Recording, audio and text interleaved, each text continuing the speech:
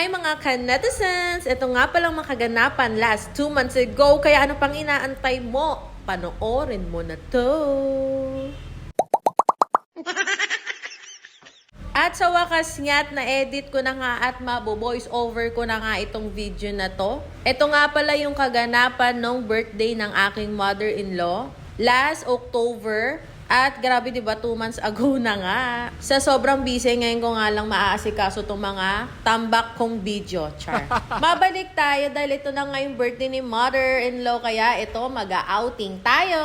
At pansin nyo nga't lumalaki na nga ang aming pamilya dahil kasama na namin ang mga doggies. Yes, dumami na nga sila at ito na nga't nadagdagan na nga ng 3. Kung noon ay 2 lang ang dala naming mga aso, ngayon ay 5 na sila. Grabe, diba? At sa mga oras nga na to at pinag-isipan namin na 2 sasakyan nga yung dadalhin namin, inaayos na nga namin kung paano nga magiging setup. At syempre, itong 2 to, si Muchi at si Mami Yuri ay sa aming sasakyan sasakay. At syempre naman, bago tayo mag-happy-happy ay magsisimba muna kami dahil Sunday nga nung nangyari to.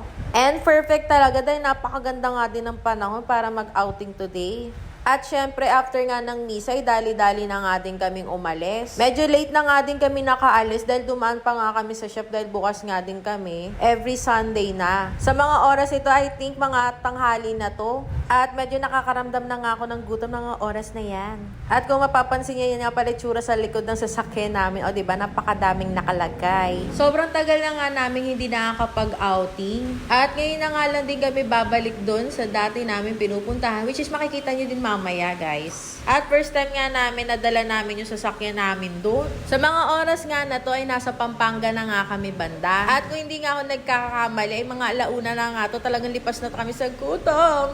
CR na nga ako sa mga oras na to. At sakto nga at ito, napa-stop kami dito sa isang tabi. Subic proper na nga ito. At ayun nga, may mga dala na nga din si mamang mga pagkain. Para nga kainin na din namin dahil nalilipasan na nga kami ng gutom, char.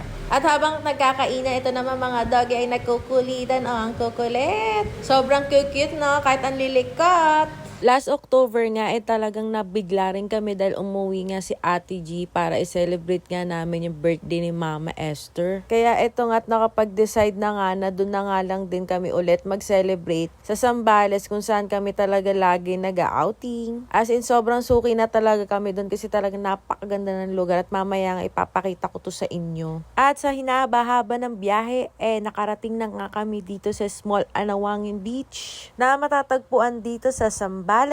O diba, talagang pag nandito talaga kami, sobrang nakaka-relax. Tingnan nyo naman yung mga puno, yung sariwang hangin. And bukod pa dun guys, is first time nga nitong 3 doggies na makapunta dito sa Small Anawangin. Kaya talagang gustong-gusto namin dito kasi napaka-affordable din ang mga rates nila. Lalo nga ngayon na hindi naman summer season, halos wala din pumupunta.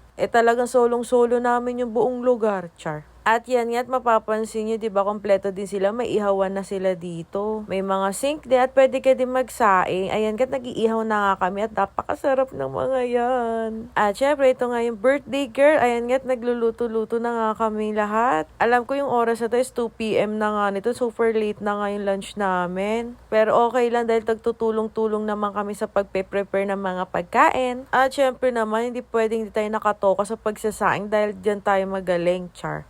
Check ko nga ng sinain ko, medyo naghihin-in na nga, oh. Konting oras na nga lang, din makakain na tayo.